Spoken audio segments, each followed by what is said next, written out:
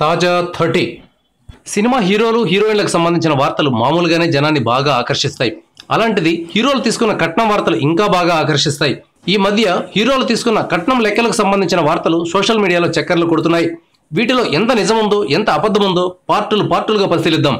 టాలీవుడ్ లో కట్నం లెక్కలు వచ్చినప్పుడు అందరికంటే ముందుగా గుర్తొచ్చే పేరు జూనియర్ ఎన్టీఆర్. మన young tiger studio N channel పెట్టిన నార్నే శ్రీనివాసరావు కూతురు ప్రణతిని పెళ్లి చేసుకున్న విషయం తెలిసిందే.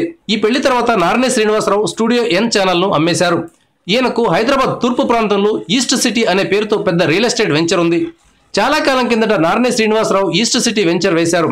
ఆయన బ్యాడ్ లక్, ఈ ఏరియాలో హైదరాబాద్ అంతగా డెవలప్ కాలేదు. నార్నే శ్రీనివాసరావుకు ఒక్కతే కూతురు. దీంతో ఆయన ఆస్తి మొత్తం జూనియర్కే వస్తుందని భావించారు. నార్నే ఆస్తి 2000 కోట్ల రూపాయల దాకా ఉంటుందని లెక్కలు వేశారు. ఈ ఆస్తి చాలా వరకు రియల్ ఎస్టేట్ రూపంలో, అది కూడా ఈస్ట్ సిటీలోనే ఉంది. కానీ ఈస్ట్ సిటీ ఇప్పుడు డెవలప్మెంట్ కు ఆమడ దూరంలో ఆగిపోయింది. అందువల్ల నార్నే శ్రీనివాసరావుకు ఉన్న ఆస్తుల విలువను ఖచ్చితంగా అంచనా వేయడం కష్టం. ఈ ఆస్తుల విషయంలోనే జూనియర్ కు నార్నే శ్రీనివాసరావుకు గొడవలు కూడా వచ్చాయని చెబుతారు. ఈ నేపథ్యంలో నార్నే శ్రీనివాసరావుకు ఎంత ఆస్తి ఉందనే అంశంపై ఎవరికి వారు ఎంత కావాలంటే అంత ఊహించుకోవచ్చు. పెళ్లి సమయంలో జూనియర్ కు ఇచ్చింది కూడా ఏమీ ఉండకపోవచ్చు.